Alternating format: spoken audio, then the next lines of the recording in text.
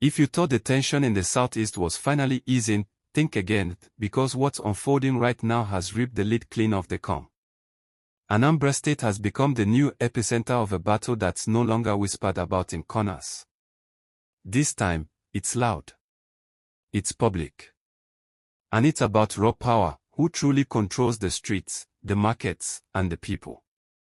A headline has been tearing through conversations and timelines: NNAMDI KANU defeats Soludo. On the surface, it sounds outrageous. How does a detained separatist leader win against a sitting governor? But as Monday, February 2, 2026 creeps closer, the meaning behind that statement starts to look less like hype and more like a reflection of reality on the ground. Here's what changed everything. Governor Soludo, clearly fed up with the long-running Monday sit-at-home tradition, decided to confront it head-on. He went straight to the heart of Anambra's economy, the Onitsha main market, the largest market in West Africa. What he found there lit the fuse. The market was shut. Again. On a Monday. In response, the governor didn't negotiate or plead. He went hard.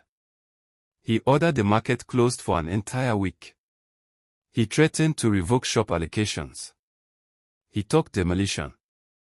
The message was blunt: if traders insist on staying at home for IPOB, then they'll stay at home for the government too, and pay dearly for it. It was meant to be a show of strength. A warning shot. But instead of breaking the spirit of the traders, it appears to have hardened it. Reports began to emerge that traders pushed back. Not with violence, but with defiance. Chants. Songs.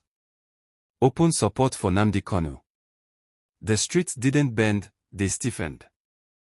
And that's when IPOB stepped fully into the moment. Through its spokesperson, Emma Powerful, the group released a statement that instantly raised the stakes. Monday, February 2, 2026 was no longer just another sit-at-home. It was declared a Biafra Day solidarity strike, a total lockdown, not just in Anambra, but across all 5 southeast states: Anambra, Imo, Enugu, Abia, and Ebonyi. This wasn't framed as routine. This was framed as resistance. According to IPOB, this lockdown is a direct response to what they describe as Governor Soludo's economic warfare against the people, an attack on livelihoods, dignity, and collective will. Banks, schools, markets, transporters. Everything is being urged to shut down in solidarity with the Onitsha traders. In one move, the dispute over a market closure was transformed into a full-blown political confrontation. That's why people are calling this a win for KANU. Despite threats of demolition and revoked certificates of occupancy, the streets appear to be speaking louder than executive orders. What was once a passive, fear-driven observance is morphing into something more deliberate, an active show of unity and grievance. The governor tried to crush the sit-at-home.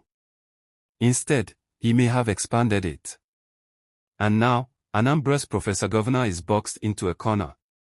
If Monday arrives and compliance is near total, if Onitsha, Awka, Enugu, Abia, Abakaliki all fall silent, it will be a devastating public signal. Not just for Anambra, but for the entire region.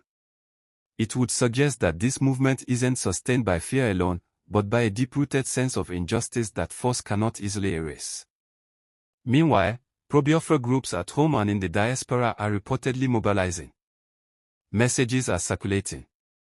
Pressure is mounting. Traders are being encouraged not just to stay home on Monday, but to resist reopening on Tuesday unless the government backs down. What we are watching now is a staring contest, state authority versus street legitimacy.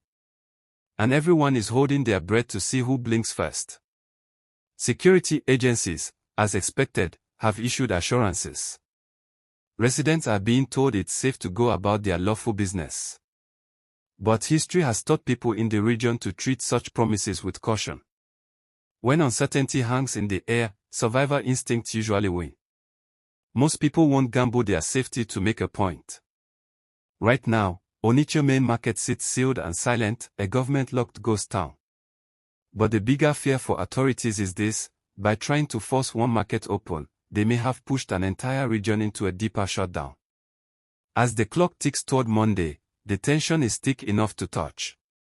Will there be total compliance? Will security flood the streets? Will this end in confrontation, or in silence so loud it echoes across the nation? One thing is clear, this is no longer just about Mondays. It's about power, loyalty, and the unresolved question of whose authority truly matters in the Southeast. Stay sharp. Stay watching. Because what happens next could redraw the political map of the region in ways no one fully controls anymore.